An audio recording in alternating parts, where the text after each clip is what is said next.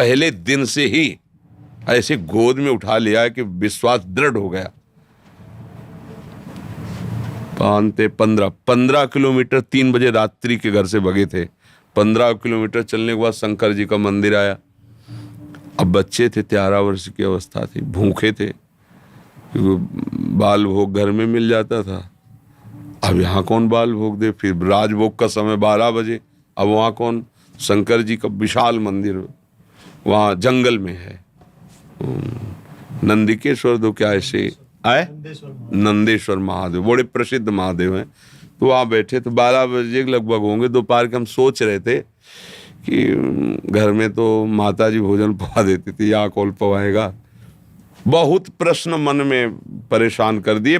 15 kilometre चलते चलते कहाँ रहोगे? जहाँ भगवान रखेंगे। कैसे रहोगे? अब जैसे भगवान रखें। अरे तुम किसी को जानते नहीं हो। नहीं नहीं, भगवान जैसे रखे। मरूंगा वापस नहीं लौटूंगा, बस भगवान का भजन करूँ, ये दृढ़ निश्चय था। प्राण त्याग दूंगा पर घर वापस नहीं जाऊंगा। जब निकला हूं तो भगवत प्राप्ति करके ही बात बनेगी, अब ऐसे नहीं। दोपहर तक इतना मन परेशान कर दिया कि लगा कि अब होगा क्या यदि ऐसा जलन होती रही, अशांति, और मतलब व्यवस्था में पला मन।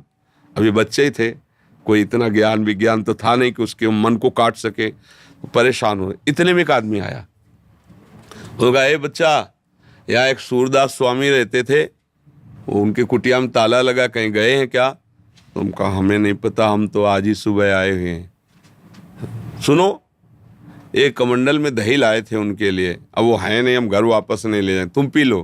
पहले दिन हम, नहीं नहीं नहीं, अब उनका पी लो ना, हम तो लाए ही इसीलिए। और गांव के दूधगढ़वा में जो दही जब आया, लाल लाल दही, एकदम मलाई पड़ा और मीठा, और लीटर 1.25 लीटर दही। तो हम एक छोटी सी गीता, कुशासन और एक पीतल का लोटा और एक चद्दर, ये लेके घर से भागे थे। मतलब ऐसा। तो उसी लोटे 3-4 लोटा हुआ, छोटा लोटा था, छक गए, जे ही हो गया।